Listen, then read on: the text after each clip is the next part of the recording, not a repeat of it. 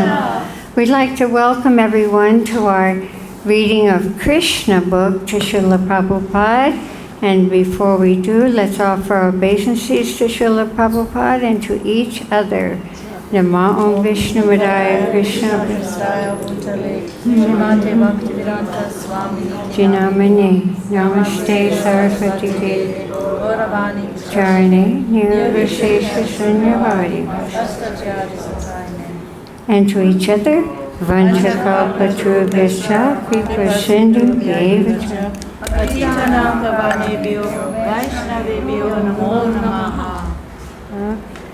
Okay, so this Sunday we start with chapter 13, The Stealing of the Boys and Calves by Brahma. So as we know, this was the last chapter that Srila Prabhupada translated right here in this room as he's leaving this world. Very significant. Sukadeva Goswami was very much encouraged when Maharaj Parikshit asked him why the cowherd boys did not discuss the death of Akasura until after 1 year had passed. He explained thus, "My dear king, you are making the subject matter of the transcendental pastimes of Krishna fresher by your inquisitiveness." Oh, sorry. It is said.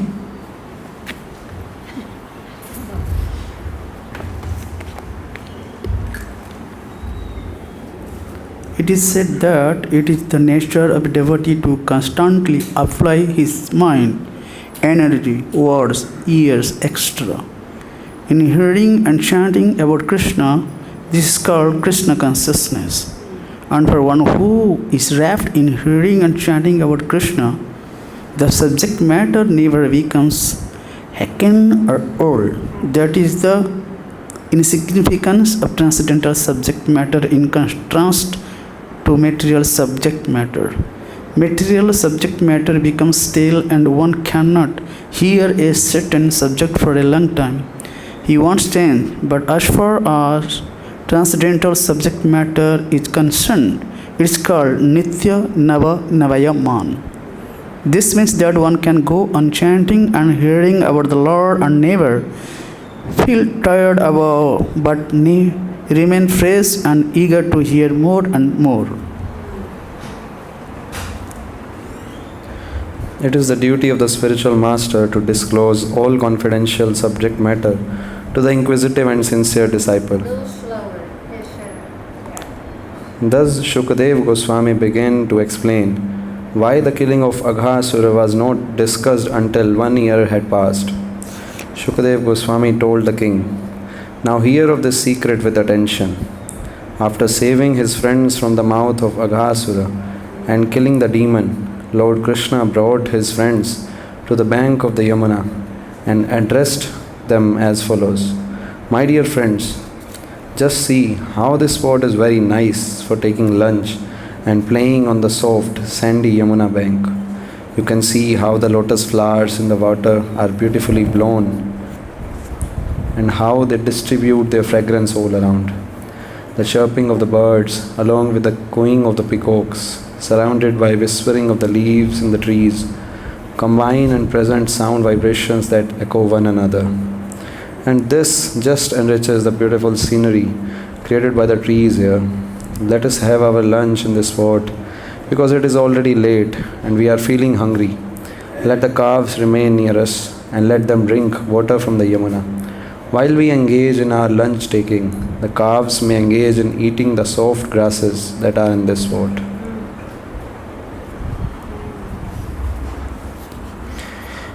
On hearing this proposal from Krishna, all the boys became very glad and said, "Certainly, let us all sit down here to take our lunch." They let loose the cows to eat the soft grass. Sitting down on the ground and keeping Krishna in the center, they began to open their lunch boxes brought from home. Lord Shri Krishna was seated in the center of the circle, and all the boys kept their faces toward him. They ate and constantly enjoyed seeing the Lord face to face. Krishna appeared to be the whole of a lotus flower, and the boys surrounding him appeared to be its different petals. The boys collected flowers, leaf of flowers, and the bark of the trees, and placed their lunch on them, as well as in their boxes. And thus they began to eat their lunch, keeping company with Krishna. While taking lunch, each boy began to manifest different kinds of relations with Krishna, and they enjoyed each other's company with joking words. While Lord Krishna was thus enjoying lunch with his friends, his flute was pushed within the belt of his cloth on his right side, and his bugle and cane were pushed in on the left hand side of his cloth. In his left palm, he was holding a lump of food prepared with yogurt, butter, rice, and pieces of fruit salad, which could be seen through his petal like finger joints. The Supreme Personality of Godhead, who accepts the results of all great sacrifices, was laughing and joking, enjoying lunch with his friends in Vrindavan, and thus the scene was being observed by the demigods from heaven. As for the boys, they were simply enjoying transcendental bliss in the company of the Supreme Personality of Godhead.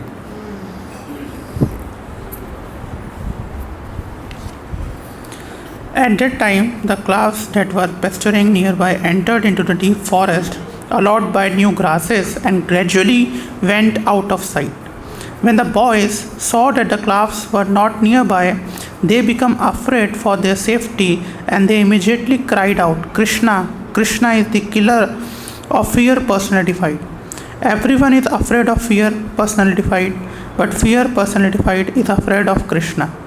By crying out the word Krishna, the boys at once transcended the fearful situation. Out of his great affection, Krishna did not want his friends to give up their pleasing lunch engagement and go searching for the calves. He therefore said, My dear friends, you need not interrupt your lunch. Go on enjoying. I am going personally to find the calves. Thus, Lord Krishna, still carrying the lump of yogurt and rice preparation in his left hand, immediately started to search out the calves in the caves and the bushes. He searched in the mountain holes and in the forests, but now here could he find them?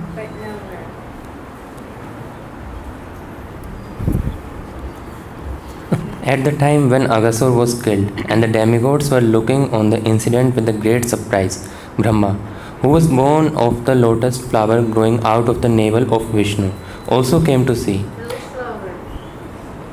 He was surprised how a little boy like Krishna could act so wonderfully. Although he was informed that the little cowherd boy was the Supreme Personality of Godhead, he wanted to see more of the Lord's glorious pastimes, and thus he stole all the calves and the cowherd boys and took them to a different place.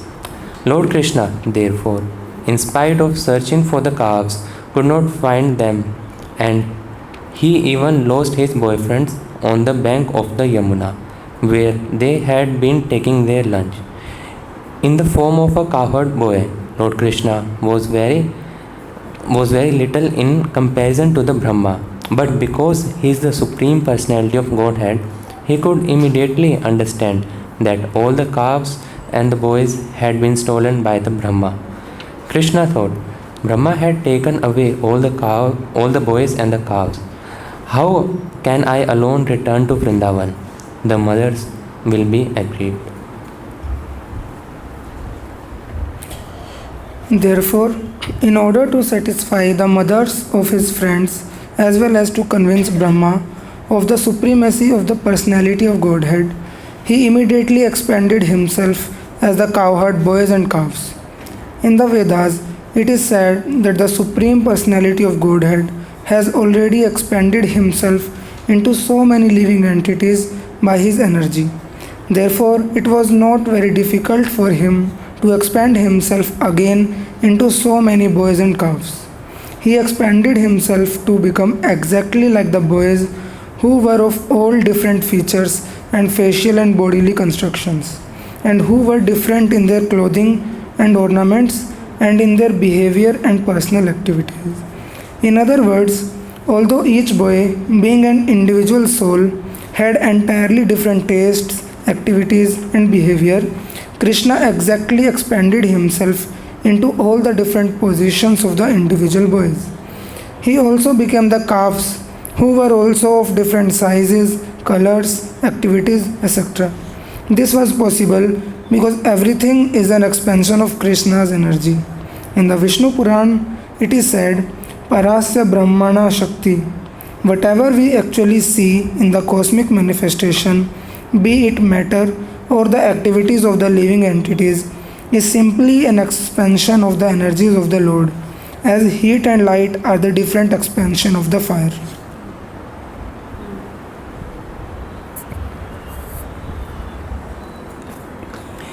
Thus expanding himself as the boys and calves in their individual capacities, and surrounded by such expansions of himself, Krishna entered the village of Vrindavan. The residents had no knowledge of what had happened.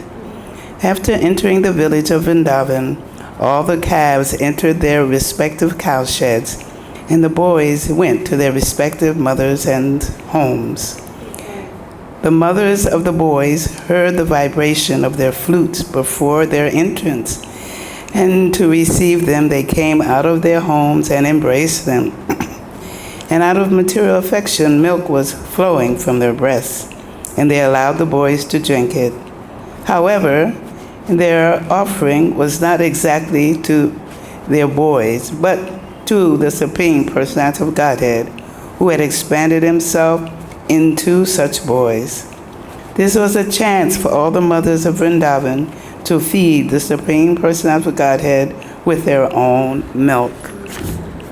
Therefore, not only did Lord Krishna give Yashoda the chance to feed him, but this time he gave the chance to all the other elder gopis.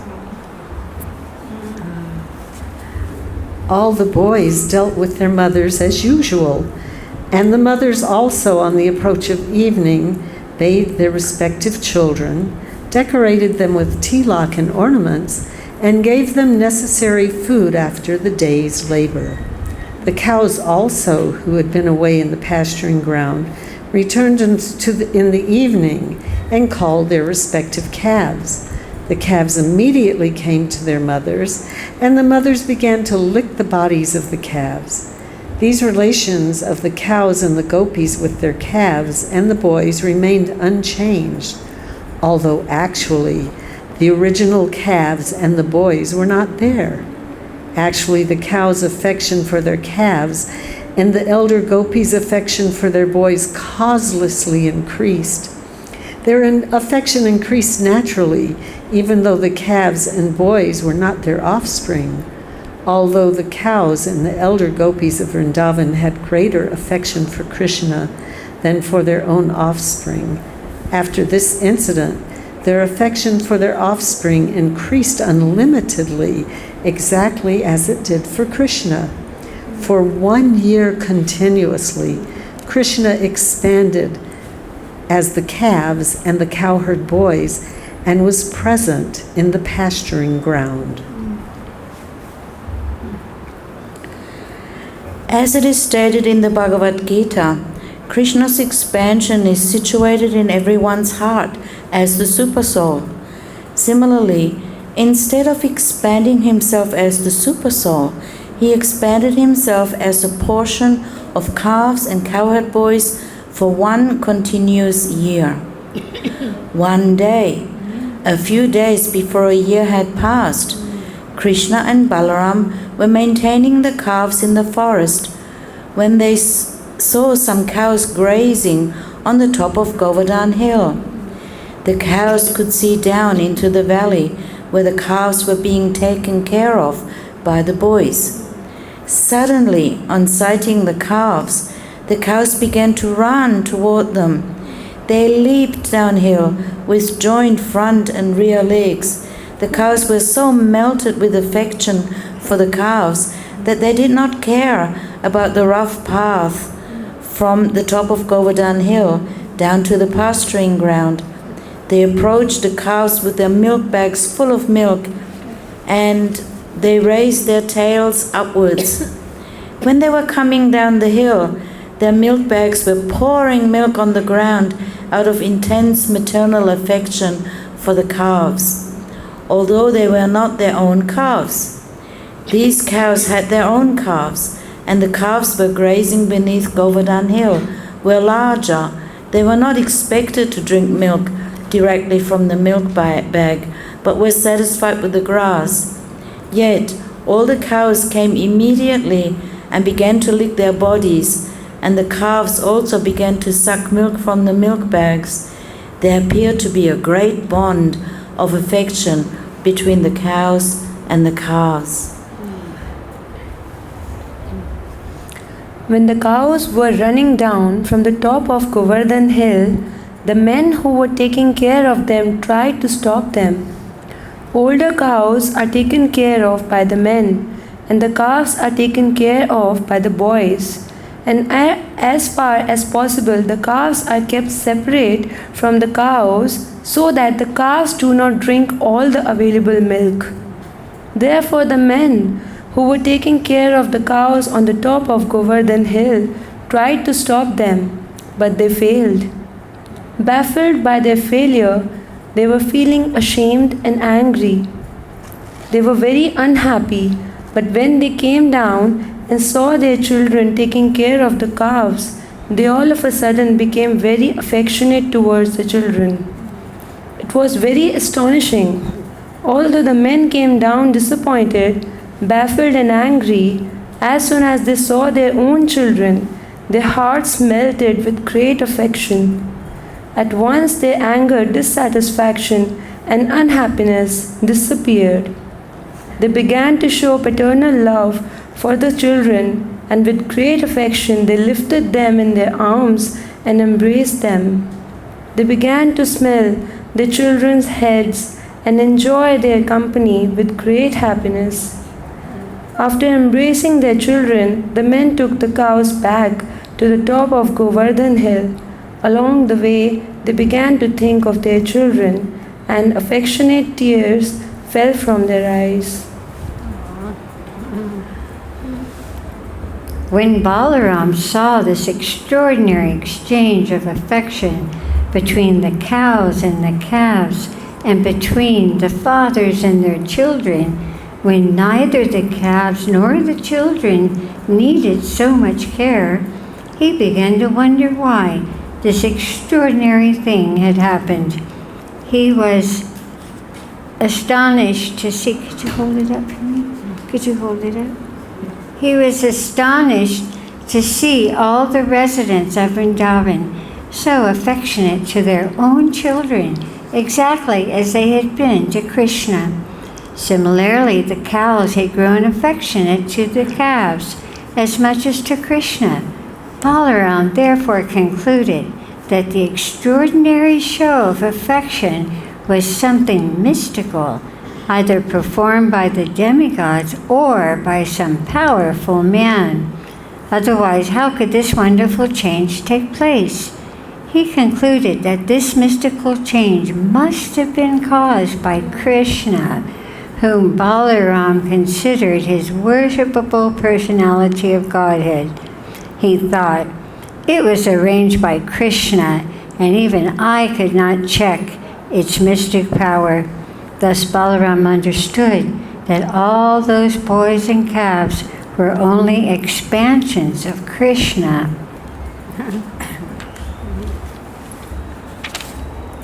Balaram inquired from Krishna about the actual situation. He said, "My dear Krishna, in the beginning I thought that all these cows and cowherd boys were either great sages and saintly persons or demigods. But at present it appears that they are actually your expansions. They are all you. You yourself are playing as the cows and boys. What is the mystery of this situation? Where have those other cows and boys gone? And why are you expanding yourself as the cows and boys? Will you kindly tell me what is this? What is the cause?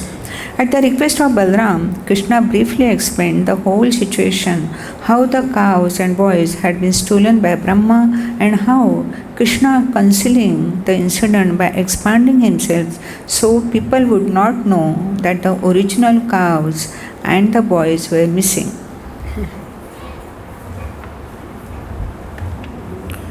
While Krishna and Balaram were talking, Brahma returned after a moment's interval according to the duration of his life. We have information applied Brahma's duration applied from the Bhagavad-Gita. 1000 times the duration of the 4 ages, or 1000 into 4,320,000 years, constitute Brahma's 12 hours.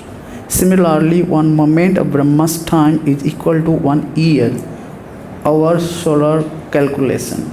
After 1 moment of Brahma's calculation, Brahma came back to see the fun caused by his stealing the boys and the calves, but he was also afraid that he was playing with fire. Krishna was his master, and he had played mischief for fun by taking away his calves and boys. He was really anxious, so he did not stay away very long. He came back after a moment by his calculation. He said that all the boys and calves were playing with Krishna in the same way as when he had come upon them. Although he was confident that he had taken them and made them lie down asleep under the spell of his mystic power, Brahma began to think, all the boys and calves were taken away by me, and I know they are still sleeping. How is it that similar batch of boys and calves is playing with Krishna? Is it that they are not influenced by my mystic power? Have they been playing continually for 1 year with Krishna? Brahma tried to understand who they were and how they were uninfluenced by his mystic power, but he could not ascertain it. In other words, he himself came under the spell of his own mystic power. The influence of his mystic power appeared like snow in darkness or glowworm in the daytime. During the night's darkness, the glowworm can show some glittering power, and the snow piled up the top of a hill or on the ground can shine during daytime, but at night the snow has no silver glitter, nor does the glowworm have any illuminating power during the daytime. Similarly, when the small mystic power exhibited by Brahma was before the mystic power of Krishna, it was just like a snow at night or glowworm during the day. When a man's small mystic power wants to show potential in the presence of greater mystic power, he diminishes his own influence. He does not increase it. Even such a great personality as Brahma, when he wanted to show his mystic power before Krishna, became ludicrous. Brahma was the confused about his own mystic power.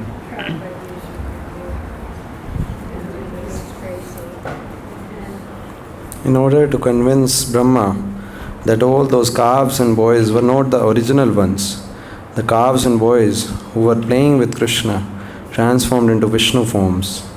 Actually, the original ones were sleeping under the spell of Brahma's mystic power, but the present ones, seen by Brahma, were all immediate expansions of Krishna or Vishnu. Vishnu is the expansion of Krishna, so the Vishnu forms appeared before Brahma. All the Vishnu forms were of bluish color and dressed in yellow garments. All of them had 4 hands decorated with club, disc, lotus flower and conch shell. On their heads were glittering golden helmets inlaid with jewels. They were bedecked with pearls and earrings and garlanded with beautiful flowers. On their chests was the mark of Srivatsa, Their arms were decorated with armlets and other jewelry, and their necks were just like the conch shells. Their legs were decorated with bells, their waists with golden belts, and their fingers with jeweled rings. Brahma also saw that upon the whole body of each Lord Vishnu, from the lotus feet up to the top of the head, fresh tulasi leaves and buds had been thrown. Another significant feature of the Vishnu forms was that all of them were looking transcendently beautiful. Their smiling resembled the moonshine, and their glancing resembled the early rising of the sun. Just by their glancing, they showed themselves to be the creators and maintainers of the modes of ignorance and passion. Vishnu represents the mode of goodness, Brahma represents the mode of passion, and Lord Shiva represents the mode of ignorance. Therefore, as the maintainer of everything in the cosmic manifestation, Vishnu is also the creator and maintainer of Brahma and Lord Shiva.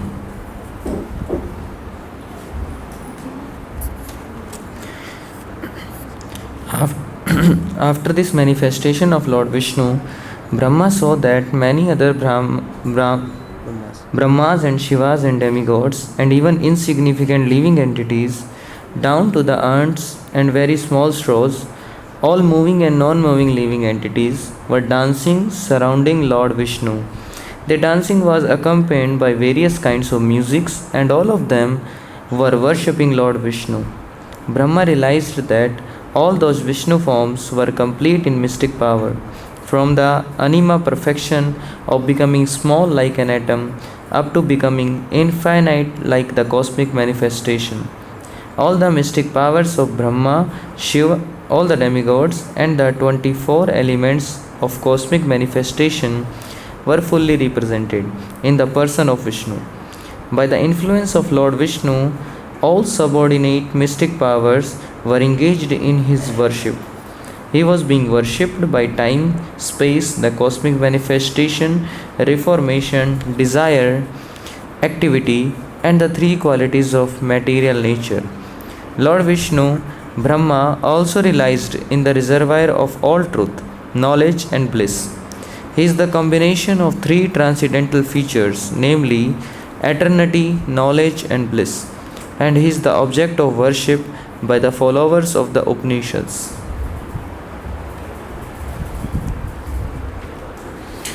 Brahma realized that all the different forms of boys and the class transformed into Vishnu forms were not transformed by a mysticism of the type that a yogi or a demigod can display by specific powers invested in him. The class and the boys transformed into Vishnu Murtis or Vishnu forms were not display of Vishnu Maya or Vishnu's energy, but were Vishnu himself. The respective qualification of Vishnu and Vishnu Maya are just like fire and heat. In the heat, there is a qualification of fire, namely warmth, and yet heat is not fire. The manifestation of the Vishnu forms of the boys and the calves was not like the heat, but was rather the fire. They were all actually Vishnu.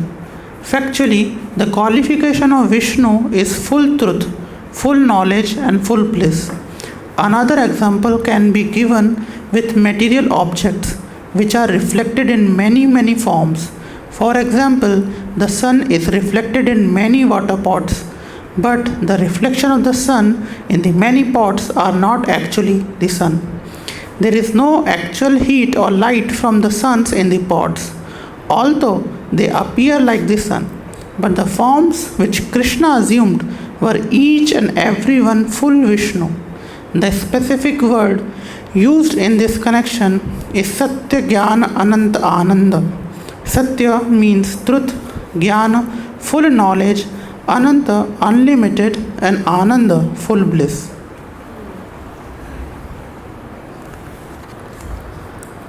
The glories of the Supreme Personality of Godhead are so great that the impersonalist followers of the Upanishad cannot reach the platform of knowledge to understand them.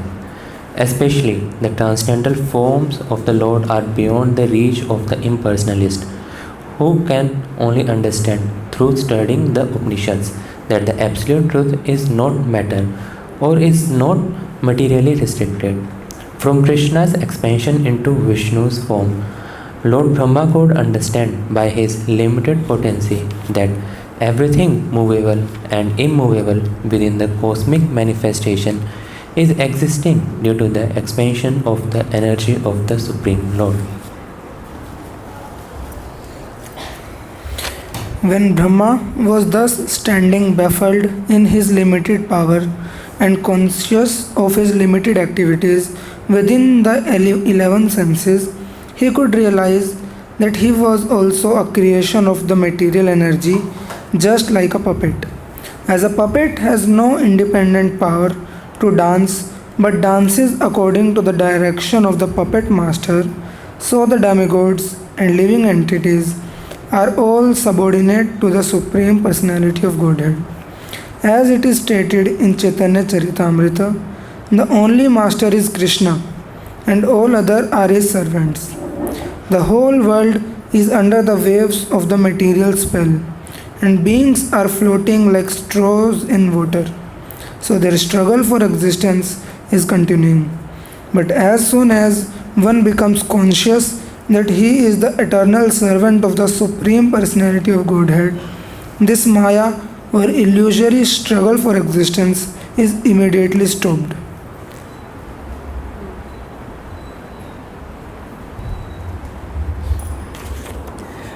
Lord Brahma, who has full control over the goddess of learning and who is considered to be the best authority in Vedic knowledge, was thus perplexed, being unable to understand the extraordinary power manifested by the Supreme Personality of Godhead.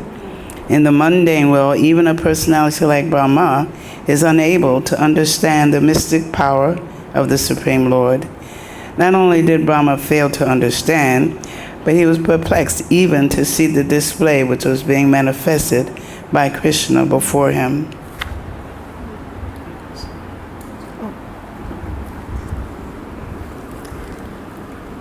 When Brahma, Krishna took compassion. Krishna took compassion upon Brahma because of his inability to see how Krishna was displaying the forms of Vishnu and transforming himself into calves and cowherd boys, and thus while fully manifesting the Vishnu expansions, he suddenly pulled his curtain of Yoga Maya over the scene.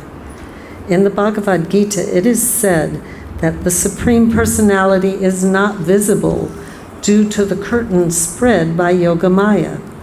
That which covers reality is Mahamaya, or the external energy, which does not allow a conditioned soul to understand the Supreme Personality of Godhead beyond the cosmic manifestation.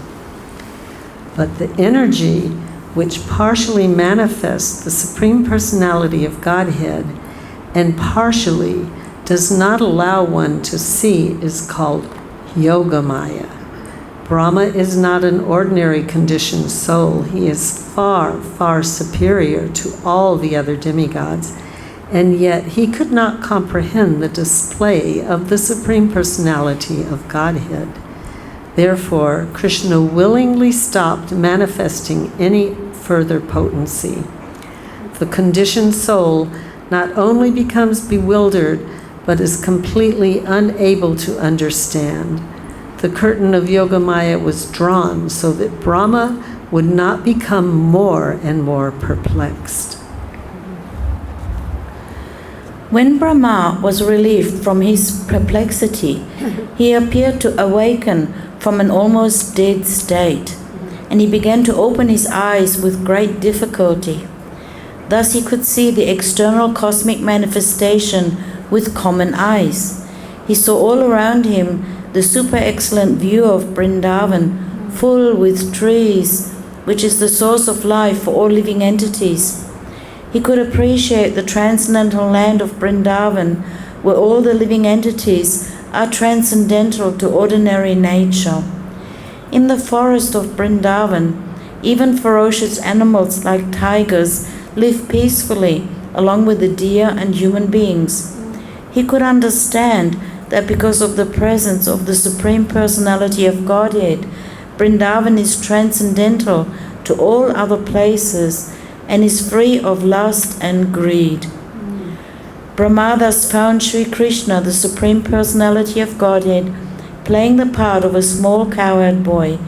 He saw that the little child with a lump of food in his left hand, searching out his friends and calves, just as he had actually been doing 1 year before, after their disappearance.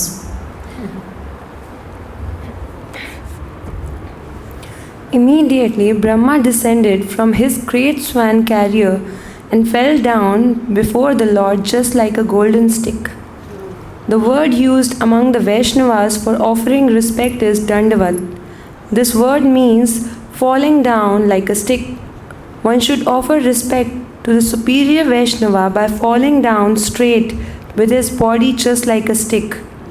So Brahma fell down before the Lord just like a stick to offer respect. And because the complexion of Brahma is golden, he appeared to be like a golden stick lying down before Lord Krishna. All the 4 helmets on the heads of Brahma touched the lotus feet of Krishna. Brahma, being very joyful, began to shed tears, and he washed the lotus feet of Krishna with his tears. Repeatedly he fell and rose as he recalled the wonderful activities of the Lord. After repeating obeisances for a long time, Brahma stood up and smeared his hands over his eyes. Seeing the Lord before him, he, trembling, began to offer prayers with great respect, humility, and attention. Thus ends the Bhakti-Vedanta purport of the 13th chapter of Krishna, the stealing of the boys and calves by Brahma.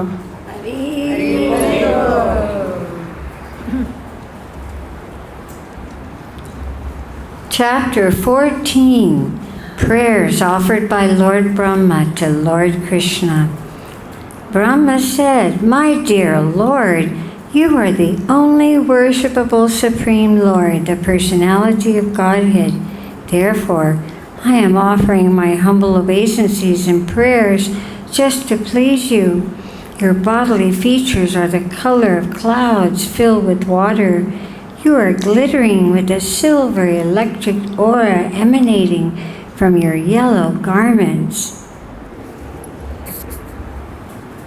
Let me offer my respectful repeated obeisances unto the son of Maharaj Nanda, who is standing before me with conch shell earrings and a peacock feather on his head. His face is beautiful. He is wearing a helmet and is garlanded by forest flowers, and he stands with a morsel of food in his hands. He is decorated with a cane, a buffalo horn, bugle, and flute. He stands before me with small lotus feet.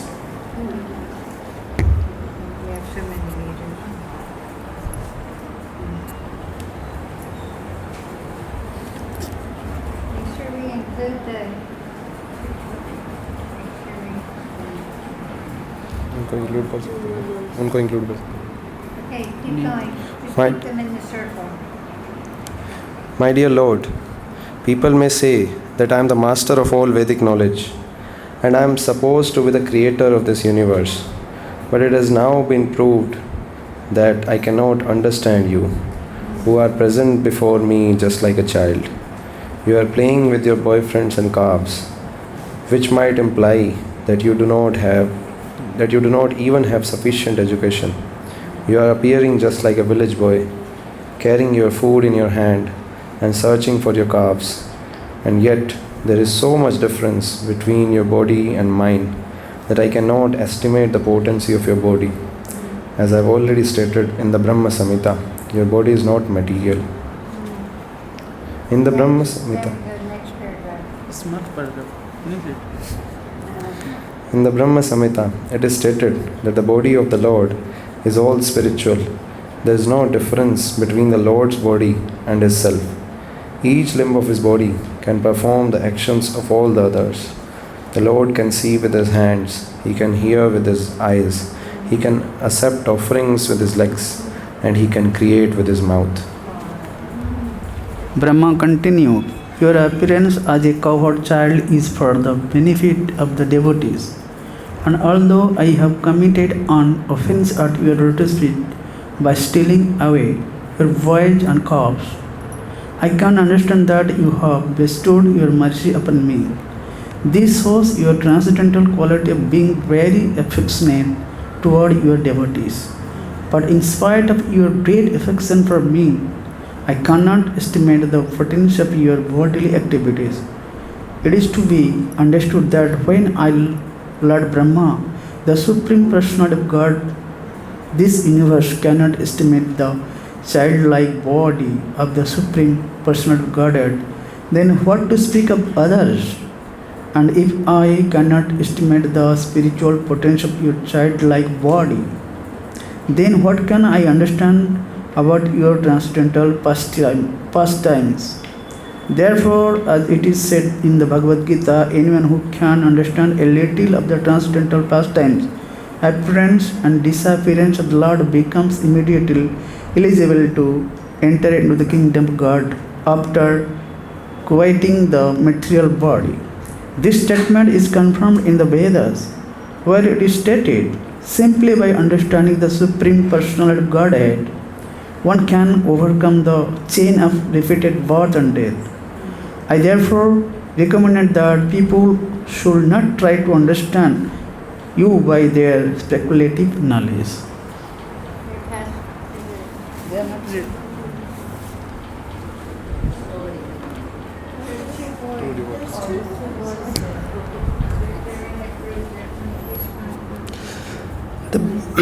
The best process for understanding you is to submissively give up the speculative process and try to hear about you, either from yourself, as you have given statements in Bhagavad-Gita and many similar Vedic scriptures, or from a realized devotee who has taken shelter at your lotus feet.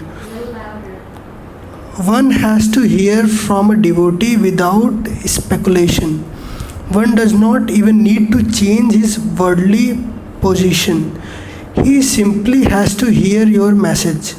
Although you are not understandable by the material senses, simply by hearing about you, one can gradually conquer the nations of misunderstanding. By your own grace only, you become revealed to a devotee. You are unconquerable by any other means. Speculative knowledge without any trace of devotional service is simply a useless waste of time in the search for you.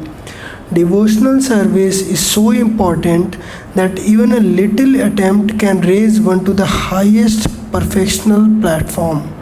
One should not therefore neglect this auspicious process of devotional service and take to the speculative method. By the speculative method, one may gain partial knowledge of your cosmic manifestation, but it is not possible to understand you, the origin of everything. The attempt of persons who are interested only in speculative knowledge is simply wasted labor, like the labor of a person who attempts to gain something by beating an empty husk of rice paddy. A little quantity of paddy can be husked by the grinding wheel, and one can gain some grains of rice, but if the skin of the paddy has already been beaten by the grinding wheel, there is no further gain in beating even a huge quantity of husk. It is simply useless labor. My dear Lord, there are many instances in the history of human society where a person, after failing to achieve the transcendental platform, engaged himself in devotional service with his body, mind, and words, and had thus attained the highest perfectional state of entering into your abode. The processes of understanding you by speculation or mystic meditation are all useless without devotional service. One should therefore engage himself in your devotional service even in his worldly activities, and one should always keep himself near you by the process of hearing and chanting your transcendental glories. Simply by being attached to hearing and chanting your glories, one can attain the highest perfectional stage of entering into your kingdom. If a person, therefore, always keeps in touch with you by hearing and chanting your glories and offers the results of his work for your satisfaction only, he very easily and happily attains entrance into your supreme abode. You are realizable by persons who have cleansed their hearts of all contamination. This cleansing of the heart is made possible by chanting and hearing the glories of your Lordship.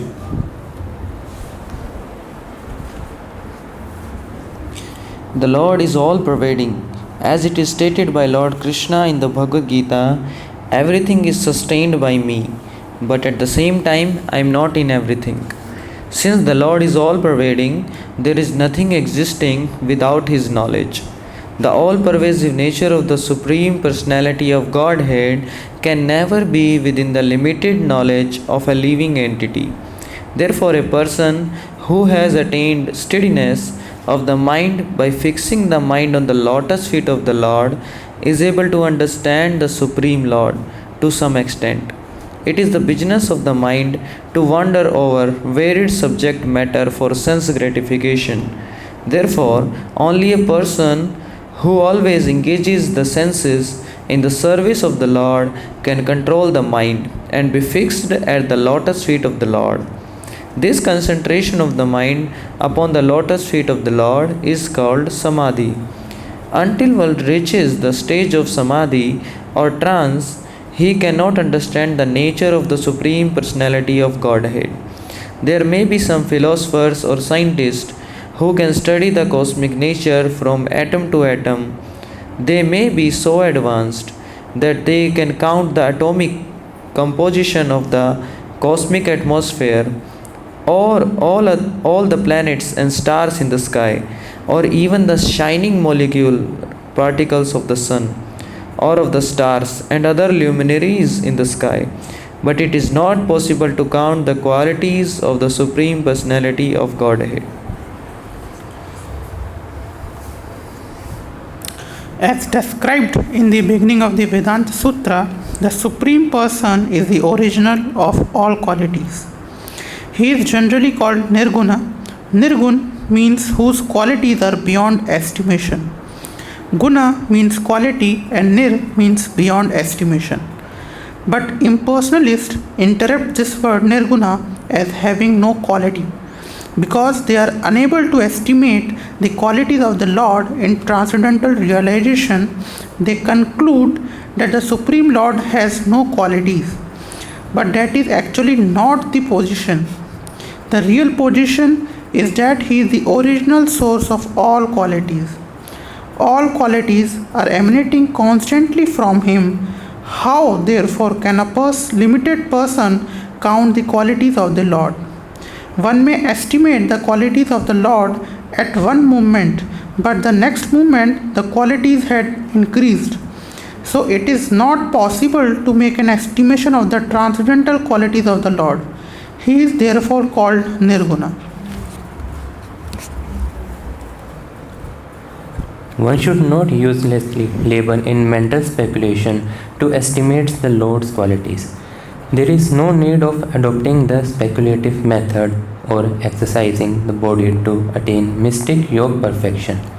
One should simply understand that the distress and the happiness of this body are predestined. There is no need to try to avoid the distress of this bodily existence or to attempt to achieve happiness by different types of exercises. The best course is to surrender unto the Supreme Personality of Godhead with body, mind, and words always be engaged in His service. This transcendental labor is fruitful, but other attempts to understand the absolute truth are never successful. Therefore, an intelligent man does not try to understand the absolute truth by speculative or mystic power. Rather, he engages in the devotional service and depends on the Supreme Personality of Godhead. he knows that whatever may happen to the body is due to his past fruitive activities. If one lives such a simple life in devotional service, then automatically he inherits the transcendental abode of the Lord. Actually, every living entity is part and parcel of the Supreme Lord and a son of Godhead. Each has the natural right to inherit and share the transcendental pleasures of the Lord. But due to the contact of the matter, conditioned living entities have been practically disinherited. If one adopts the simple method of engaging himself in devotional service, automatically he becomes eligible to be freed from the material contamination and elevated to the transcendental position of associating with the Supreme Lord. Lord Brahma presented himself to Lord Krishna as the most presumptuous living creature because he wanted to examine the wonder of his personal power. He stole the boys and calves of the Lord in order to see how the Lord would recover them. Now Lord Brahma admitted that his attempt was most presumptuous, for he was attempting to test his energy before the person of original energy. Coming to his senses, Lord Brahma saw that although he was a powerful living creature in the estimation of all other living creatures within this material world, his power was nothing in comparison with the power and energy of the Supreme Personality of Godhead. The scientists of the material world have invented wonders such as atomic weapons, and when tested in a city or some insignificant place on this planet, such powerful weapons create so-called havoc. But if the atomic weapons are tested on the sun, what is their significance? They are insignificant there. Similarly, Brahma's stealing of the calves and boys from Sri Krishna may be a wonderful display of mystic power. But when Sri Krishna exhibited his expansive power in so many calves and boys and maintained them without effort, Brahma could understand that his own power was insignificant.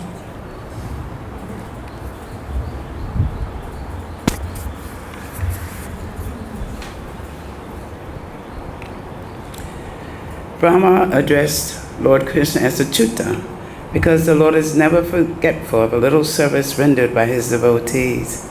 He's so kind and affectionate toward his devotees that a little service by them is accepted by him as a great deal. Brahma has certainly rendered much service to the Lord.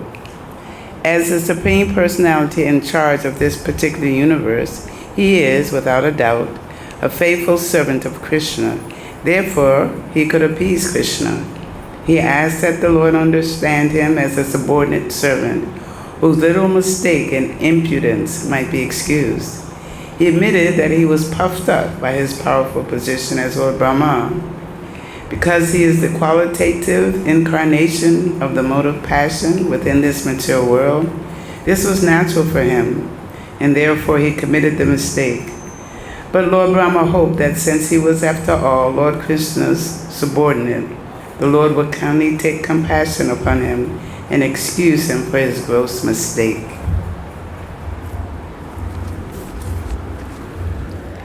Lord Brahma realized his actual position.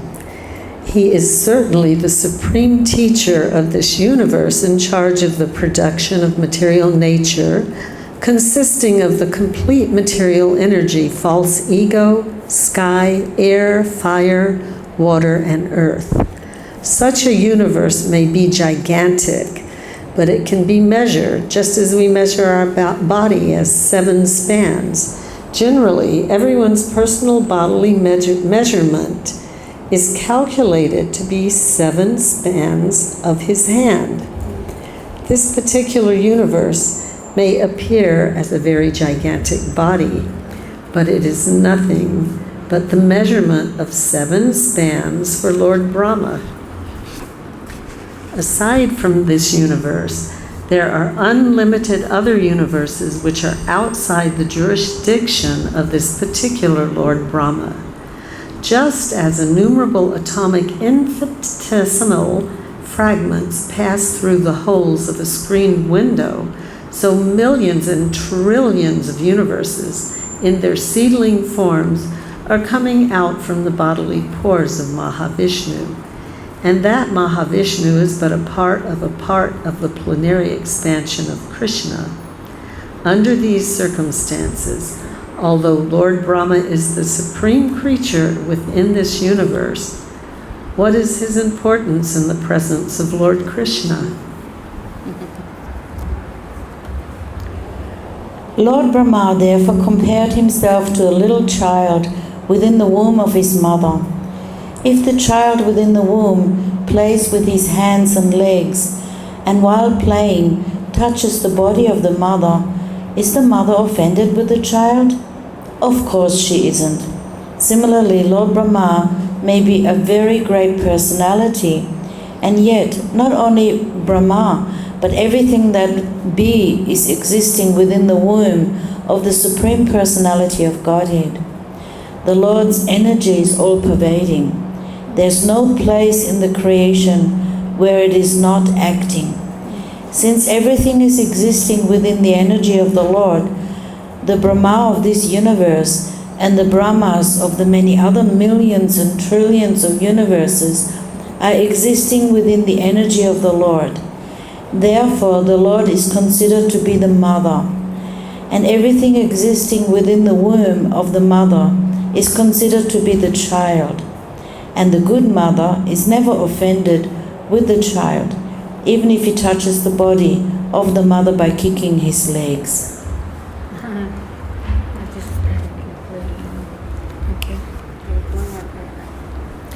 Lord Brahma then said that his birth was from the lotus flower which blossomed from the navel of Narayana after the dissolution of the three worlds or three planetary systems known as Bhurloka, Bhuvarloka and Swarloka. The universe is divided into three divisions, namely Swarga, Martya and Patal. These three planetary systems are merged into water at the time of dissolution. At that time, Narayana, a planetary portion of Krishna, lies down on the water, and gradually a lotus stem grows from his navel, and from the lotus flower Brahma is born. It is naturally concluded that the mother of Brahmas is Narayana, because the Lord is the resting place of all the living entities. After the dissolution of the universe, he is called Narayana. The word Nara means the aggregate total of all living entities, and Ayana means the resting place. The form of Garbhodakshaya Vishnu is called Narayana because he rests himself on the water. In addition, he is resting place of all living creatures. Besides that, Narayana is also present in everyone's heart, as confirmed in the Bhagavad-Gita. In that sense, also the Lord is Narayana, as Ayana means the source of knowledge as well as the resting place. It is also confirmed in the Bhagavad-Gita that the remembrance of the living entity is due to the presence of the super soul within the heart. After changing the body, a living creature forgets everything of his past life, but because Narayana, the super soul, is present within his heart, he is reminded by him to act according to his past desire. Lord Brahma wanted to prove that Krishna is the original Narayana, that he is the source of Narayan, and that Narayana is not an exhibition of the external energy, Maya, but is an expansion of spiritual energy.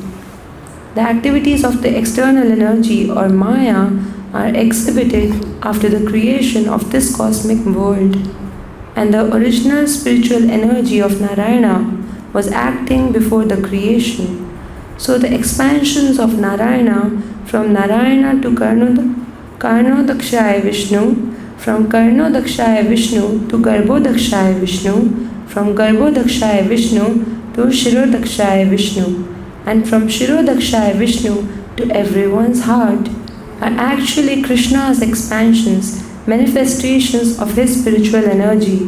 They are not conducted by the material energy, therefore they are not temporary. Anything conducted by the material energy is temporary, but everything executed by the spiritual energy is eternal. Amazing what Srila Prabhupada has given us. Thank you, Srila Prabhupada, for allowing us to come and read Krishna book to you. So as we always do, let us offer our respectful obeisances to Srila Prabhupada and to each other. Namo Vishnu Vidaya Krishna Vistaya Bhutale Srimati Bhakti Vedanta Swami Namane Namaste Saraswati Devi Gauravani Vachamine Nirvishesha Sanyavadi Paskachari. And to each other, Vancha Bhavadurvyascha Kripa Sindhu Devacha Patitanam Pavanebhyo Vaishnavebhyo Namo Namaha. Jai Srila Prabhupada, Jai Krishna Book, Shri Gauda Bhaktivinoda Ki Jai Kurukshetra ISKCON. ISKCON Kurukshetra. We have so many Vaishnavas here. And today is the disappearance day of Brahmananda Prabhu, very old disciple of Srila Prabhupada. It's also the appearance day of Rakeshwara Pandit. And very significant, Prabhupada took Brahmananda on that day because Rakeshwara Pandit is Lord Chaitanya's very special dancer. He could dance for 73 hours, Prabhupada describes. And Brahmananda was Srila Prabhupada's first dancer.